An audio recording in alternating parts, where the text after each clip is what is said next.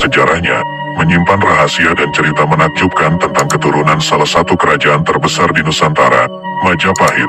Kerajaan ini berdiri mulai tahun 1293 hingga sekitar tahun 1527, menjadi pusat peradaban di Jawa Timur. Masa kemasan Majapahit diraih ketika dipimpin oleh Prabu Hayam Wuruk, yang dikenal sebagai salah satu penguasa besar dalam sejarah Indonesia. Dalam catatan Kitab Negara Kertagama yang ditulis oleh Empu Prapanca pada tahun 1365, terungkap bahwa Majapahit memiliki 80 kerajaan bawahan yang tersebar dari Sumatera hingga Papua. Meskipun sejarawan modern masih berdebat tentang angka tersebut, tidak ada keraguan bahwa Majapahit pernah menjadi imperium yang kuat dan luas di Nusantara. Walaupun Majapahit telah lama runtuh, jejak-jejak kejayaannya masih dapat ditemukan dalam fakta sejarah. Hal yang lebih menarik adalah keberlanjutan keturunannya, yang mewujud dalam salah satu suku di Indonesia yang dikenal sebagai suku Tengger. Dalam buku Filsafat dan Kearifan dalam Agama dan Budaya Lokal, yang dikarang oleh Syarif Hidayatullah DKK, disebutkan bahwa suku Tengger adalah keturunan langsung Majapahit. Bahkan sejak awal berdirinya kerajaan Majapahit, Tengger telah diakui sebagai tanah hila-hila, yang berarti tanah suci. Penduduknya dianggap sebagai abdi kerohanian Sang Hyang Widiwasa. Suku Tengger terkenal sebagai komunitas yang taat dalam menjalankan kepercayaan dan tradisi agama mereka. Mereka masih memegang teguh keyakinan akan keberadaan roh dan alam gaib yang mempengaruhi nasib manusia. Bagi mereka, kekuatan alam dan spiritual memiliki peran penting dalam menentukan keberhasilan atau kegagalan suatu usaha manusia. Dengan demikian, suku Tengger bukan hanya merupakan penjaga warisan sejarah Majapahit, tetapi juga penerus budaya dan kepercayaan spiritual yang telah diteruskan dari generasi ke generasi. Dalam modernitas yang terus berkembang, mereka adalah bukti hidup akan kekuatan warisan nenek moyang yang tetap relevan hingga saat ini.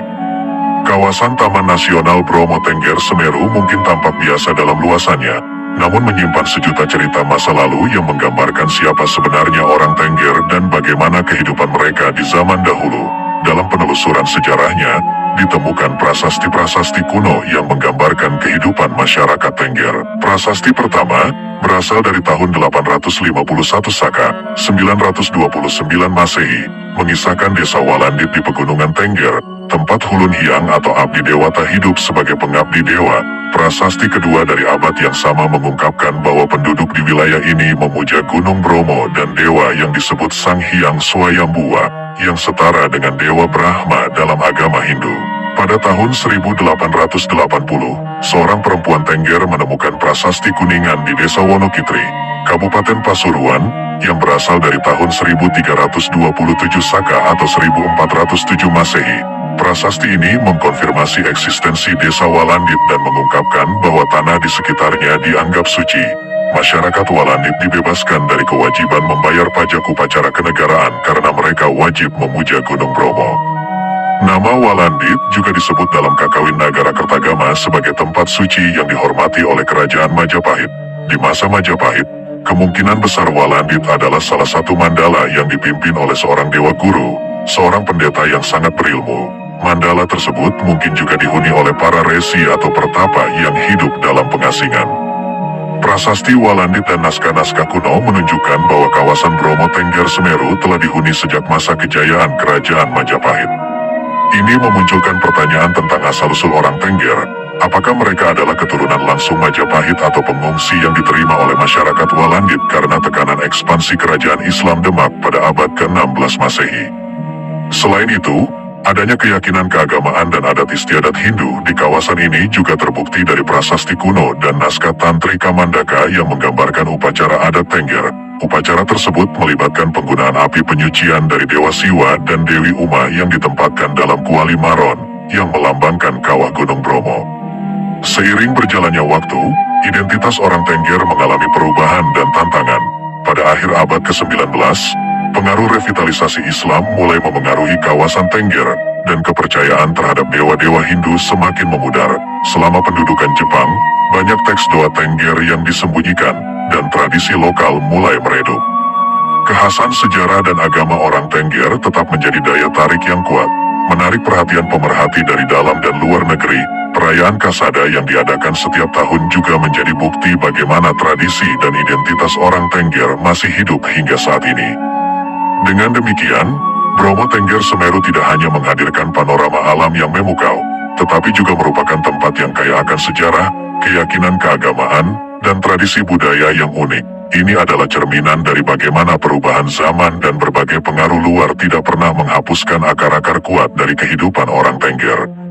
Orang Tengger, sekelompok masyarakat yang tinggal di kawasan pegunungan Bromo Tengger Semeru, mempunyai identitas yang misterius dan menarik. Mereka bukanlah suku primitif atau terasing, dan jumlah mereka hanya sekitar 100.000 dari populasi besar Jawa yang mencapai hampir 100 juta jiwa.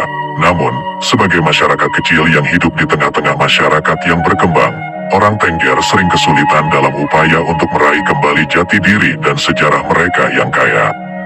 Sebelum gerakan reformasi Hindu pada tahun 1980-an, usaha orang Tengger untuk merumuskan kembali warisan leluhur mereka dan hubungannya dengan masyarakat Jawa hanya bergantung pada sumber-sumber budaya lokal.